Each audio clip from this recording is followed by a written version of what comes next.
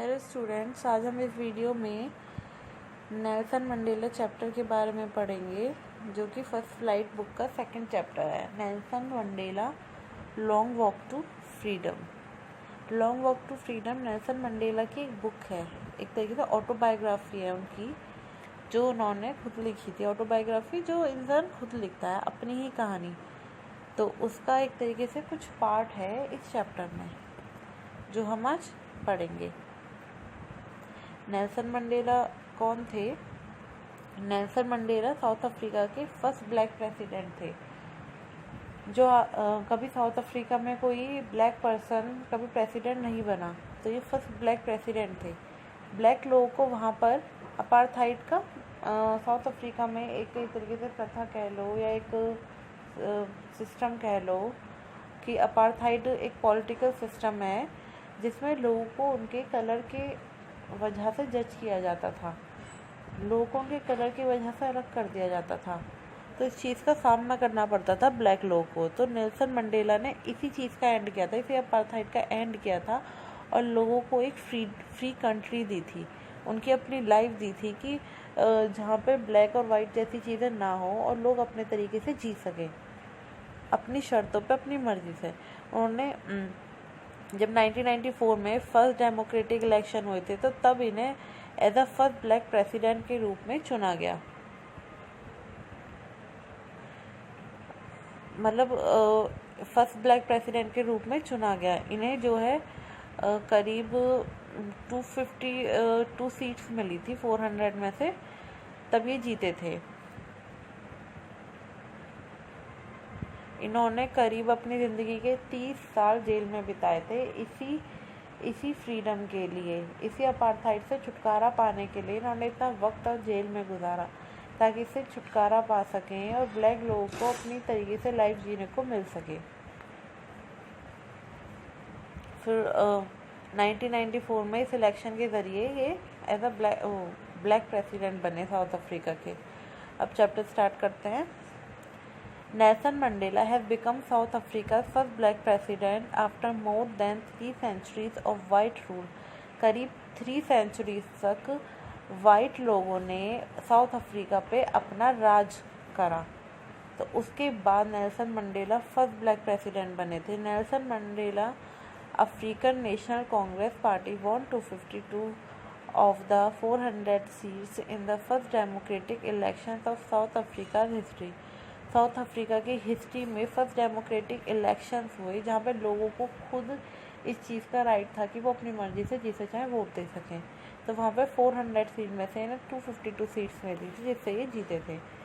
The inauguration ceremony took place in the union building amphi theatre in Pretoria today, attended by politicians and dignitaries from more than 140 centuries around the world. Never again will this beautiful land experience the oppression of one by another, said Nelson Mandela in his address. Inauguration जो हुआ था वो amphi theatre में हुआ था, एक union building में जो प्रिटोरिया में थी। एम्पी थिएटर एज एन ऐसी बिल्डिंग जहाँ पे रूफ ना हो और वहाँ पे सीट्स रोज़ में लगी रहती है स्टेप बाय स्टेप। तो वहाँ पे काफ़ी सारी पॉलिटिशियंस, हस्तियों ने, डिग्निटरीज़ ने, करीब 140 कंट्रीज से भी ज़्यादा के 140 से ज़्यादा कंट्रीज़ के लोगों ने इसे अटेंड किया था, इस इनाग्रेशन को, इसमें पार्टिसिपेट किया था। नेल्सन मंडेला अपने एड्रेस में कहते हैं कि ये ब्यूटीफुल लैंड कभी लाइफ में इस ऑपरेशन को कभी लाइफ में दोबारा महसूस नहीं करेगा, कभी एक्सपीरियंस नहीं करेगा।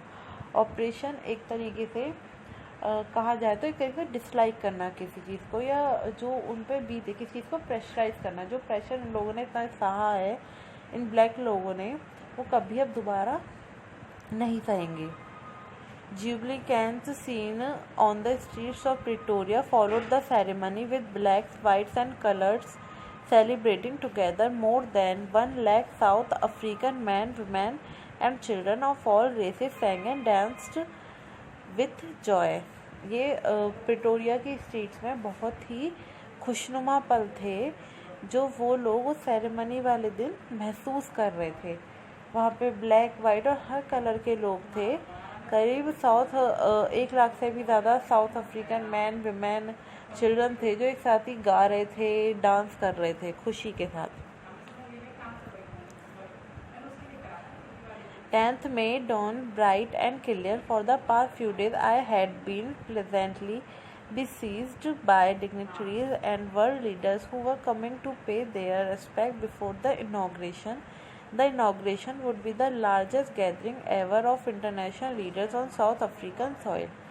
10th May, जिस दिन इनाग्रेशन का दिन, वो दिन जब ये प्रेसिडेंट बने थे, इनकी ज़िंदगी के जो पिछले वक्त बीता था उससे ये दिन इतना ब्राइट कह सकते हैं, इतना अच्छा था जो इन्होंने पिछले कुछ टाइम में ऐसा महसूस किया।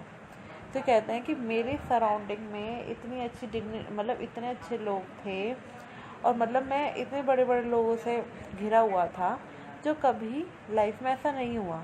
साउथ अफ्रीकन के सॉइल पे कभी इंटरनेशनल लीडर्स कभी ऐसे नहीं देखे गए जो पहली बार यहाँ पे हो रहा था।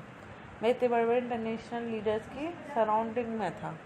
The ceremonies took place in the lovely sandstone amphitheatre formed by the Union Buildings in Pretoria. For decades this had been the seat of white supremacy, and now it was the site of the rainbow gathering of different colors and nations for the installation of South Africa's first democratic non-racial government.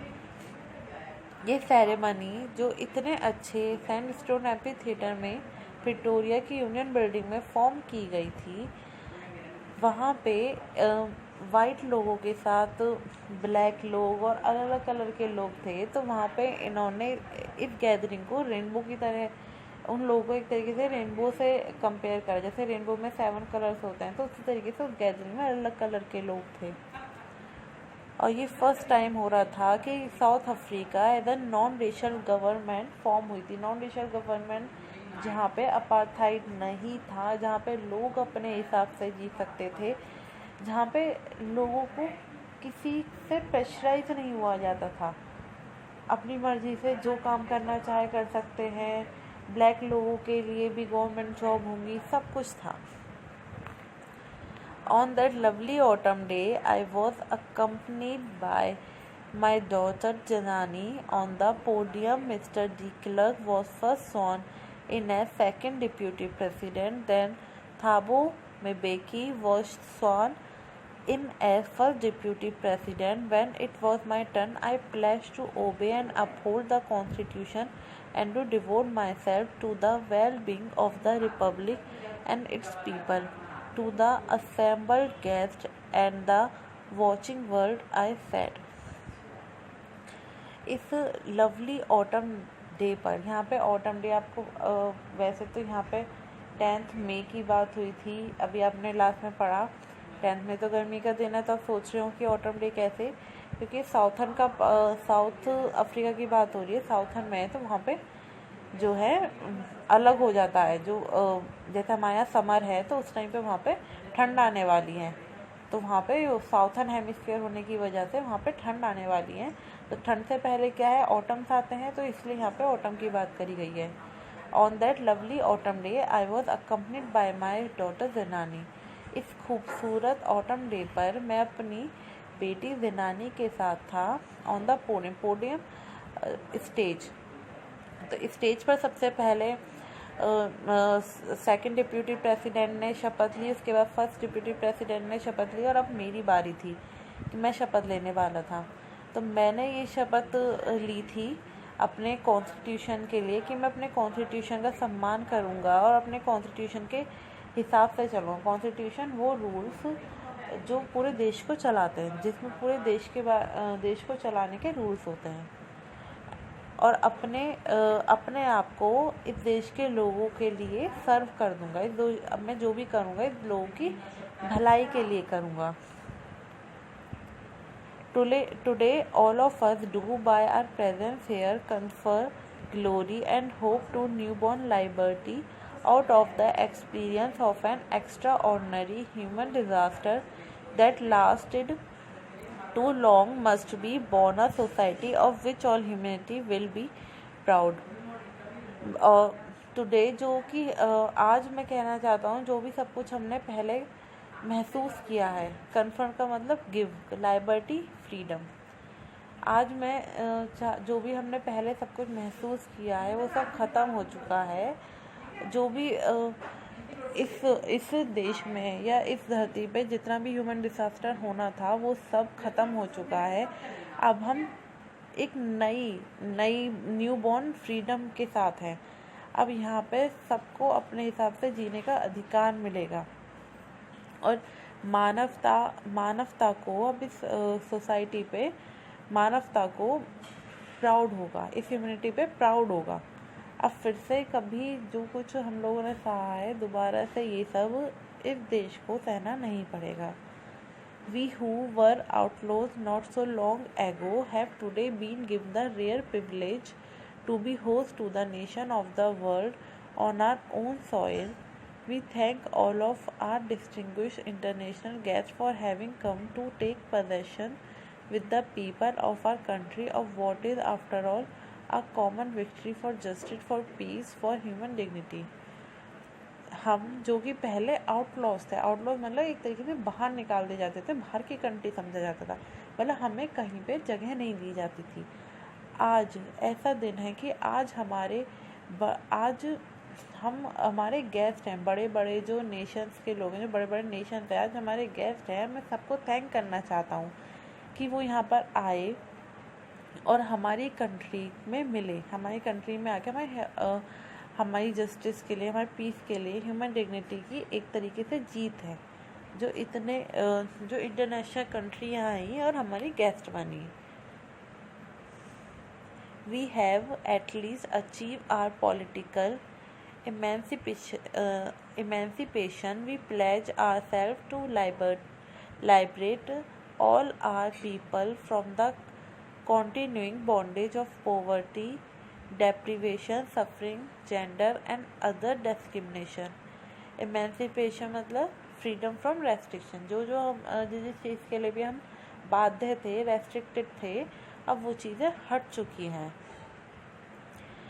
हम pledge करते हैं कि अब हम इस देश से जो भी सफ़र हमने किया है, जेंडर को लेकर, गरीबी अमीरी को लेकर, जिस चीज़ के लिए भी हमें जिन चीज़ों के लिए भी हमें वो सब सहना पड़ा, जो हम सहते आए हैं, अब ये देश वो सब नहीं सहेगा। हमारे देश को अब फ्री लाइफ मिलेगी, फ्रीडम लाइफ मिलेगी। Never never and never again shall it be that this beautiful land will again experience the operation of one by another. The sun shall never set on so glorious a human achievement. Let freedom reign, God bless Africa. Deprivation a state of not having one's rightful benefits, मतलब एक ऐसा state जिसपे अपने मतलब हर एक को एक विशेष अधिकार ना हो। डिस्क्रिमिनेशन, बीइंग ट्रीटेड डिफरेंटली और अनफेवरेबली, मतलब जहाँ पे लोगों को डिफरेंटली ट्रीट किया जाए, वाइट ब्लैक के ज़रिए कि ये इंसान वाइट है या ब्लैक है, या किसी ना किसी खामी की वजह से हर एक इंसान को अलग अलग ट्रीट किया जाए। तो नेल्सन मंडेला कहते हैं, कभी नहीं, कभी भी नहीं और कभी भी नहीं। ये ब्यूटीफुल लैंड जो अब तक सहा है, एक से दूसरे इंसान के लिए इतने एक दूसरे के प्रति घृणा, ईर्ष्या, ये ब्यूटीफुल लैंड दोबारा ये सब नहीं सहेगा, कभी एक्सपीरियंस नहीं करेगा। इस देश का सूरज कभी भी अस्त नहीं होगा। ये देश हमेशा फ्री रहेगा, जैसे अब जो मतलब तक होता आया है वो सब अब दोबारा नहीं होगा। A few moments later we all lifted our eyes in awe as a spectacular array of South African jets, helicopters and troop carriers rode in perfect formation over the Union Building. कुछ समय बाद जो है एक तरीके से inauguration start हो गया था, तो जो भी पॉलिटिकल पार्टी थी, जैसे पुलिस हो या आर्मीज हो, तो वो एक तरीके से अपने देश को रिप्रेजेंट कर रहे थे। तो South African jets, helicopters, troop जो हैं यूनियन बिल्डिंग के ऊपर जो है ऊपर हमारे देश का एक तरीके से जिगजैग पैटर्न में चल रही थी वो, और उन जेट से पीछे से जो धुआं निकल रहा था देश के, उसका निकल रहा था, देश के जो फ्लैग में कलर्स हैं उनका. It was not only a display of pin point precision and military force, but a demonstration of the military's loyalty to democracy, to a new government that had been freely and fairly elected only moments before. The higher generals of the South African Defence Force and Police, their chests bedecked with ribbons and medals from days gone by, saluted me and pledged their loyalty. I was not unmindful of the fact that not so many years before they would not have saluted but arrested me. Finally, a chevron of Impala jets left a smoke trail of the black, red, green, blue and gold of the new South African flag. तो union buildings के ऊपर perfect formation हो चुका था helicopter jets वगैरह का, जब वो अपने देश को एक तरीके से रिप्रेजेंट करने वाली थी. ये पहला ही ऐसा मतलब कहा जाए कि ऐसा भावुक सा दृश्य था कि जिसकी कल्पना नहीं की जा सकती, जिसे बताना मतलब बहुत इमोशनल हो रहा था सब कुछ. ऐसे ऐसे मोमेंट थे, हमारे देश को रिप्रेजेंट किया जाता था. वहाँ पे साउथ अफ्रीकन डिफेंस फोर्स थी, पुलिस थी, रिबन्स लगे हुए थे, चेस्ट पे उनके रिबन्स थे, मेडल्स थे. वो लोग मुझे सैल्यूट कर रहे थे. उन्होंने भी देश की लॉयल्टी के लिए प्लेज करी. मुझे ये देख के थोड़ा आश्चर्य नहीं हुआ कि कुछ साल पहले यही लोग मुझे अरेस्ट करना चाहते थे, आज वही लोग मुझे सैल्यूट कर रहे हैं. तभी इम्पाला जेट्स ने जो है जिगजैग पैटर्न में स्मोक छोड़ते हुए आगे बढ़े. जिगजैग पैटर्न में उसमें black, red, green, blue, gold colour के कलर निकल रहे थे, कलर का स्मोक निकल रहा था, जो साउथर्न अफ्रीकन फ्लैग को रिप्रेजेंट कर रहा था. The day was symbolized for me by the playing of our two national anthems and the vision of white singing Nkosi Sikelel' I Africa and black singing Die Stem, the old anthem of the Republic. Although that day neither group knew the lyrics of the anthem they once despised, they would soon know the words by heart.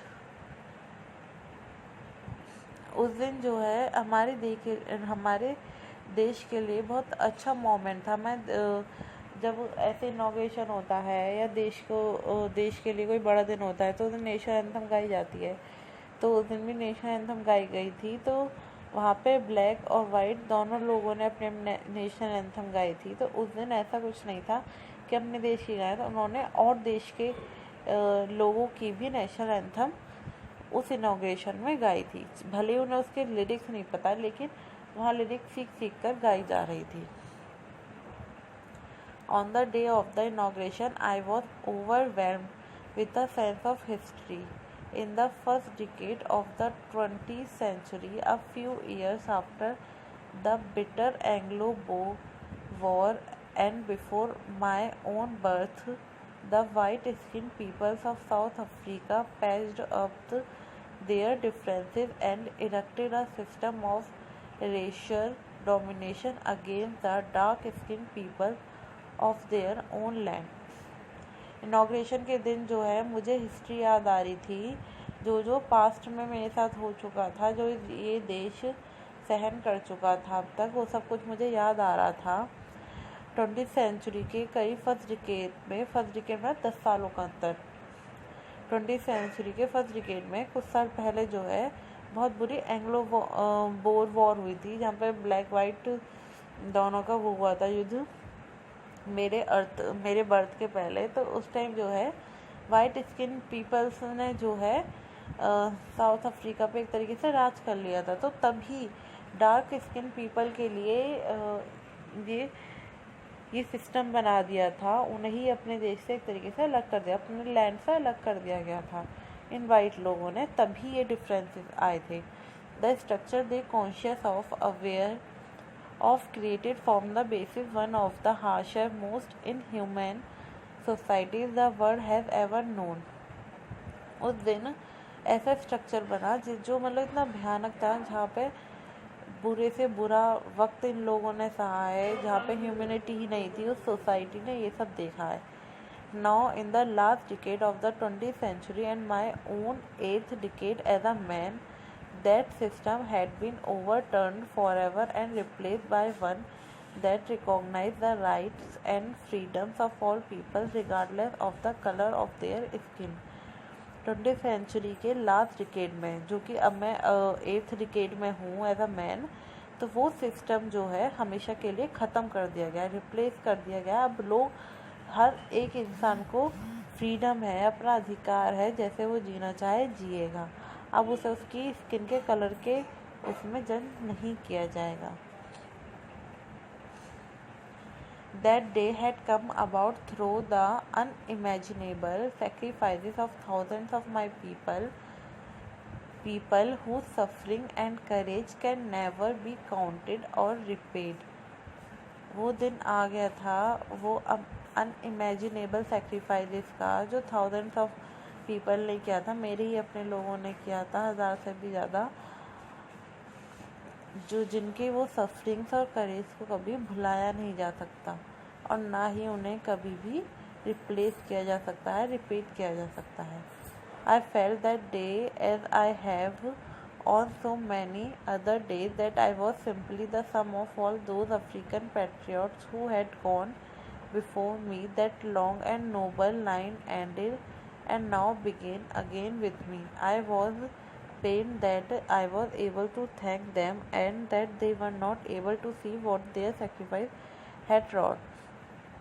वो लोग ये सिर्फ अकेला मेरा ही freedom नहीं था, मेरे साथ बहुत सारे ऐसे अफ्रीकन पैट्रियट्स थे जिनकी वजह से मुझे ये आज़ादी मिली, या हम लोग को ये आज़ादी मिली. वो लोग आज नहीं है, लेकिन मैं उन सबका थैंक करना चाहता हूँ जो शुरुआत से लेके अंत तक मेरे साथ लड़े और उनकी वजह से हमें ये आज़ादी मिली थी, जो मेरे साथ हमेशा इस लड़ाई में खड़े रहे. उनका सेक्रीफाइस कभी भुलाया नहीं जा सकता. The policy of apartheid created a deep and lasting wound in my country and my people. All of us will spend many years, if not generations, recovering from that profound hurt.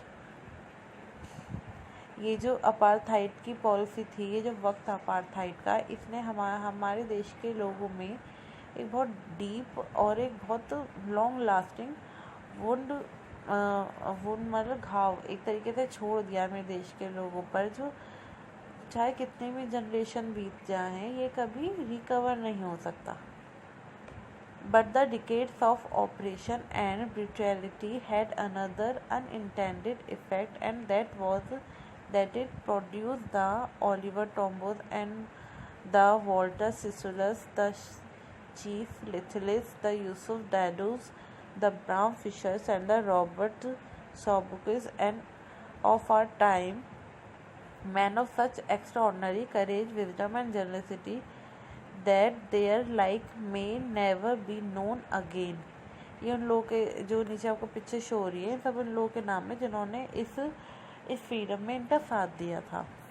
इनके करेज को, इनकी generosity को कभी भुलाया नहीं जा सकता, इन्हें हमेशा याद रखा जाएगा. Perhaps it requires such depths of operation to create such heights of character. My country is rich in the minerals and gems that lie beneath its soil, but I have always known that its greatest wealth is its people, finer and truer than the purest diamond. वो कहते हैं, जब किसी इंसान को इतना ज़्यादा oppress कर दिया जाता है, प्रेशराइज कर दिया जाता है, तो वो इंसान उभरता है, उसका कैरेक्टर उभर कर बाहर आता है, वो एक नई ऊंचाइयाँ छूता है. जब उन लोगों पर इतना ज़्यादा प्रेशर डाल दिया था, एज ए ब्लैक लोगों को इतना ज़्यादा प्रेशराइज किया गया था, तो वो नए उभर कर आए जिन्होंने फ्रीडम के लिए लड़ाई की, उन्होंने फ्रीडम पाई. ये कंट्री जो है साउथ अफ्रीका जो है रिच है मिनरल्स और जेम्स, यहाँ पे डायमंड्स वगैरह की खदानें हैं इसमें. तो इसने कहा है कि मेरी कंट्री के पास बहुत सारे मिनरल्स एंड जेम्स हैं, लेकिन उनसे ज़्यादा कीमती चीज़ जो है यहाँ के लोग हैं, जो एक प्योरेस्ट डायमंड है, सच्चे और प्योरेस्ट डायमंड है, जिन्हें कभी कभी किसी मेटल से एक तरीके से रिप्लेस नहीं किया जा सकता। It is from these camarades in the struggle that I learned the meaning of courage. Time and again I have seen man and woman risk and give their life for an idea. I have seen men stand up to attacks and torture without breaking, showing a strength and resilience and defies the imagination. I learned that courage was not the absence of fear but the triumph over it. The brave man is not he who does not feel afraid, but he who conquers that fear. ये struggle जो है शुरुआत से ही start हो चुकी थी। मैंने इसी स्ट्रगल में करेज का मीनिंग सीखा कि एक्चुअल में करेज होती क्या है। टाइम बीतता गया और आगे जाके मैंने ऐसे लोगों को देखा, ऐसी लेडीज़ को, वुमेन्स को देखा जिन्होंने अपनी लाइफ को सेक्रीफाइस कर दिया था सिर्फ इस फ्रीडम के लिए, जिन्होंने एक बार नहीं सोचा। उन्होंने इतने अटैक्स, इतने टॉर्चर सहे थे जिन्होंने उन्हें पूरी तरीके से तोड़ दिया था, लेकिन उनकी स्ट्रेंथ को कभी ना तोड़ पाए। उनकी स्ट्रेंथ हमेशा बनी रही। उन्होंने कभी भी सपने में भी एक तरीके से इतने हार्डशिप, इतने इफ़ेक्ट, रेजिलेंस का मतलब एक ऐसी एबिलिटी जो इस दुख भरे मोमेंट को भी डील कर सके। तो जो उनके लिए वक्त गुज़रा, एक तरीके से जो उनके लिए वक्त गुज़रा, वो ऐसे वक्त में भी टूटे नहीं। मैंने ऐसे लोगों को देखा है, ऐसे लोग जो ऐसे वक्त में जिन्होंने अपनी हिम्मत नहीं हारी। मैंने इसी वक्त से करेज सीखा है। करेज का मतलब ये मैंने सीखा कि करेज जो है डर की अब्सेंस में नहीं होता। डर ना होने का मतलब करेज नहीं है। डर पे जीत पाने का मतलब करेज है। जब कोई इंसान डर ना छोड़ देता है तब वो ब्रेव मैन नहीं कहलाता, जबकि वो डर पे जीत पा लेता है तब वो ब्रेव मैन कहलाता है। No one is born hating another person because of the color of his skin or his background or his religion. People must learn to hate, and if they can learn to hate, they can be taught to love. For love comes more naturally to the human heart than its opposite. कोई भी इंसान पैदा होते वक्त किसी दूसरे इंसान से हेट करना नहीं सीखता। उसकी कलर, स्किन को लेकर या उसके बैकग्राउंड को लेकर, उसके रिलीजन को लेकर वो एक तरीके से पैदा होते वक्त ये सब सीख के नहीं आता। वो जो कुछ सीखता है इन्हीं लोगों के बीच सीखता है। जब वो हेट करना लोगों के बीच सीख सकता है तो प्यार करना भी सीख सकता है। जबकि नेचर ने तो प्यार करना सिखाया है, हर्ट करना नहीं। जब इंसान हेट करना सीख सकता है एक दूसरे को इन्हीं लोगों के बीच रहकर, तो प्यार करना तो बहुत आसान है, जो कि हमें नेचर ने ही दिया है। Even in the grimmest time in prison, when my comrades and I were pushed to our limits, I would see a glimmer of humanity in one of the guards, perhaps just for the second, but it was enough to reassure me and keep me going. Man's goodness is a flame that can be hidden but never extinguished. जब prison में जो है इतना बुरा वक्त चल रहा था, तब मेरे साथ मेरे कॉमरेड्स, मेरे लोग और मुझे ऐसी सिचुएशन डाल दिया गया था जहाँ पे हम अपने पेन को पेन को सहने की शक्ति आ चुकी थी हमारे अंदर। हमने उस बुरे वक्त में भी किसी गार्ड में वो ह्यूमैनिटी देखी थी, कुछ सेकंड के लिए ही सही, लेकिन मैंने उस ह्यूमैनिटी को देखा था वहाँ पे। इतने ज़्यादा हार्श होने के बाद भी किसी गार्ड में वहाँ ह्यूमैनिटी बची थी, जो मुझे इस बात का एहसास करा रही थी कि मुझे आगे बढ़ते रहना है, मुझे नहीं रुकना है यहाँ पर। उस एक इंसान की ह्यूमैनिटी में एक तरीके से एक ऐसा फ्लेम था जो ह्यूमैनिटी को कभी भी छुपाया नहीं जा सकता।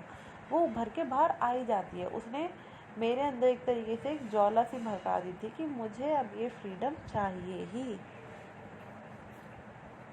In life, every man has twin obligations: obligation to his family, to his parents, to his wife and children, and he has an obligation to his people, his community, his country.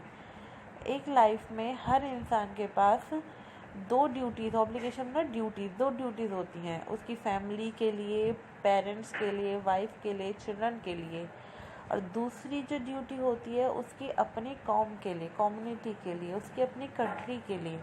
In a civil and human society each man is able to fulfil those obligation according to his own inclinations and abilities. हर इस सोसाइटी में, इस human society में her man able है अपनी दोनों duties को निभाने के लिए अपनी एबिलिटी के साथ। But in a country like South Africa it was almost impossible for a man of my birth and colour to fulfil both of those obligation. लेकिन इस कंट्री में, साउथ अफ्रीका में, एक इंसान के लिए इम्पॉसिबल था। वो इंसान जो मेरे जैसे कलर का था या जिसका बर्थ मेरे जैसा था, वो इन दोनों ऑब्लिगेशन को एक साथ फुलफिल नहीं कर सकता था। In South Africa a man of colour who attempted to live as a human being was punished and isolated. South Africa में एक आदमी जो अपनी मर्जी से जीना चाहता था, एक अच्छे इंसान की तरह जीना चाहता था, उसे इस देश के द्वारा पनिश किया जाता था और आइसोलेट का मतलब अकेला कर दिया जाता था। In South Africa a man who tried to fulfill his duty to his people was inevitably ripped from his family and his home and was forced to live a life apart, a toilette existence of secrecy and rebellion। वो इंसान जो अपनी देश के लिए कुछ करना चाहता था उसे करने नहीं दिया जाता था। उसे अपनी फैमिली, घर से एक तरीके से अलग करने की कोशिश की जाती थी। उसे कभी अपने अधिकार, अगर उसका मन है कि अपने देश के लिए कुछ करे, तो उसे कभी अधिकार दिया ही नहीं जाता था। I did not in the beginning choose to place my people above my family, but in attempting to serve my people I found that I was preventing from fulfilling my obligation as a son, a brother, a father and a husband। शुरुआत में जो है मैंने अपनी family को ही अपनी duty समझी, but लेकिन जब मैंने दूसरों के लिए कुछ करना चाहा तो मैंने पाया कि मैं इस टाइम सिर्फ एक ड्यूटी को निभा सकता हूँ। मुझे इस time as a son, a brother, father, husband की ड्यूटीज़ को फुलफिल करना, मतलब एक तरीके से उन्हें बचाने के लिए छोड़ना पड़ेगा अपने देश के लिए कुछ करने के लिए। I was not born with a hunger to be free, I was born free in every way that I could know. मैं जो इस हंगर के साथ पैदा नहीं हुआ था फ्रीडम की, मुझे आगे जाके ये फ्रीडम मिली है, ये हंगर मिली है फ्रीडम के लिए। Free to run in the fields near my mother's hut, free to swim in the clear stream that ran through my village, free to roast mealies under the stars and ride the broad backs of slow moving bulls, as long as I obeyed my father and abided by my customs of my tribe, I was not troubled by the laws of man and or God। मैं जो था जब बच्चा पैदा होता है तो जब वो बच्चा होता है तब उसे इस चीज़ का एहसास नहीं होता, ये चीज़ें पता नहीं होती कि एक्चुअल में फ्रीडम है क्या। उसके लिए तो वो अपनी मदर की हट के बाहर फील्ड के आसपास भागता रहता था। स्विम में जब चाहे तैरने चला जाता, जो उसकी विलेज के पास नदी बहती रहती थी, वो फ्री था स्टार्स के नीचे रोस्टेड मेलेस खाने के लिए। मेलेस एक तरीके से ग्रेन, और जब चाहता था बुल्स पे राइड कर लेता था। तो उसे वो फ्रीडम के बारे में पता ही नहीं था क्या है, एक बच्चा क्या जाने। वो उसके लिए तो फ्रीडम क्या थी, अपने पापा का कहना मानना, और जो मेरे लोग हैं उनके जो कस्टम्स थे उन्हें ओबे करना। तो जो बाहर जो लोगों के बनाए हुए रूल्स थे या गॉड के बनाए रूल्स थे, तो उससे उसे कोई ट्रबल नहीं था तब तक। It was only when I began to learn that my boyhood freedom was an illusion, when I discovered as a young man that my freedom had already been taken from me, that I began to hunger for it। लेकिन ये तब तक था जब तक मुझे ये एहसास नहीं हुआ कि मेरी फ्रीडम एक इल्यूज़न है, मतलब इल्यूज़न मतलब सच ना होना, भ्रमित रहना। मैं जब तक भ्रम में था कि मैं फ्री हूँ, तब तक ही मेरे लिए वो हंगर नहीं थी। जब मुझे ये एहसास हुआ कि अब तक तो मैं इल्यूज़न में था, वो सच था ही नहीं, जिस फ्रीडम में मैं रह रहा था वो तो सच है ही नहीं। मुझे जब एहसास हुआ कि मेरी एज अ यंग मैन मेरी फ्रीडम छीन ली गई है, तब मैं फ्रीडम के लिए मेरे अंदर हंगर पैदा हुई। At first as a student I wanted freedom only for myself, the transitory freedom of being able to stay out at night, read what I pleased and go where I choose. As a student मेरे लिए freedom उस time क्या थी कि मैं जब चाहूँ रात में जहाँ चाहूँ वहाँ रुक सकूँ, जो पढ़ना चाहूँ पढ़ूँ, जहाँ जाना चाहूँ जहाँ जाना चाहूँ वहाँ जा सकूँ। तब तक मेरे लिए ये freedom. Later, as a young man in Johannesburg, I yearned for the basic and honorable freedom of achieving my potential, of earning my keep, of marrying and having a family, the freedom not to be obstructed in a lawful life.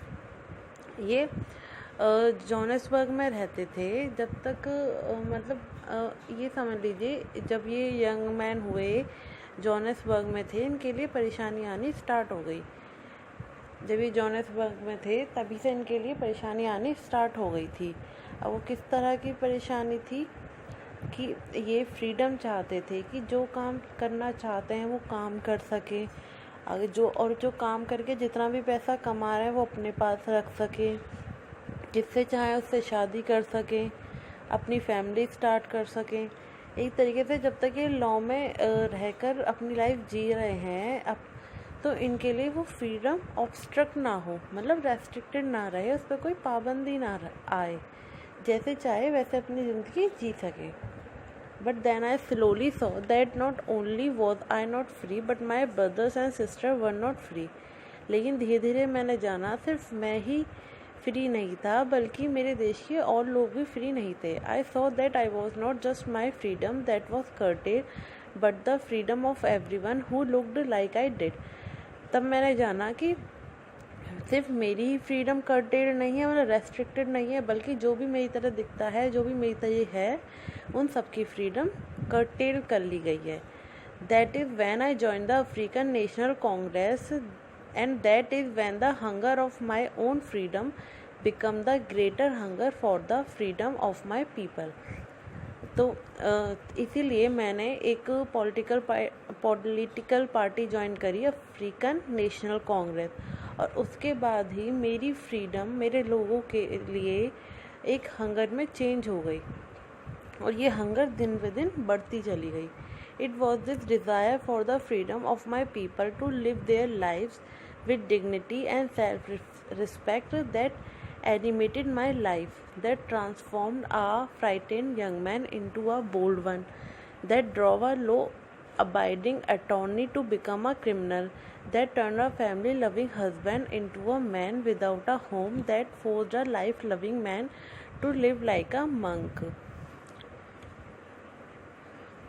मैं चाहता था कि लोगों को freedom मिले और वो अपनी लाइफ एक रिस्पेक्ट के साथ जी सकें, उन्हें कभी किसी की रूडनेस का शिकार ना बनना पड़े, कोई उनके साथ गलत बिहेव ना करे। अगर मुझे एक तरीके से क्रिमिनल कहा जाता है या मंक कहा जाता है या ऐसा मैन जो घर के बिना बेघर कहा जाता है, तो ये ऐसा मैं हूँ नहीं। मैं पहले एक फियरफुल इंसान था, मतलब बहुत डरा हुआ रहने वाला इंसान था, लेकिन इस फ्रीडम ने ही मुझे बोल्ड बनाया है। एक लॉ अबाइडिंग पर्सन से मुझे एक क्रिमिनल बना दिया, एक फैमिली लविंग हस्बैंड से, एक फैमिली लविंग मैन से मुझे विदाउट होम बना दिया, मतलब बेघर बना दिया। और जिसे अपनी लाइफ पसंद थी, अपना जीना पसंद था, उसे एक मंक बना के रख दिया, मतलब एक सन्यासी का जीवन जीने पे मजबूर कर दिया। I am no more virtuous और self sacrificing than the next man, but I found that I could not even enjoy the poor and the limited freedoms I was allowed when I knew my people were not free. Freedom is indivisible. The chance on any one of my people were the chance on all of them. The chance on all of my people were the chance on me. मैं कोई खास इंसान नहीं था, ना ही मैं कोई ऐसा इंसान था कि जो दूसरों से ज़्यादा सेक्रीफाइस कर रहा हूँ। मैं नॉर्मल इंसान था, लेकिन मैं जितनी मुझे फ्रीडम मिल रही थी वो मैं इंजॉय नहीं कर पा रहा था। क्यों? क्योंकि जब मैंने देखा कि मेरे लोग खुश नहीं हैं, मेरे लोग फ्री नहीं हैं, तो इसलिए मैं ना अपनी फ्रीडम इंजॉय कर सकता था, ना खुद को फ्रीडम महसूस करवा पा रहा था। मतलब मुझे भी यही लगता कि मैं भी चैन में हूँ।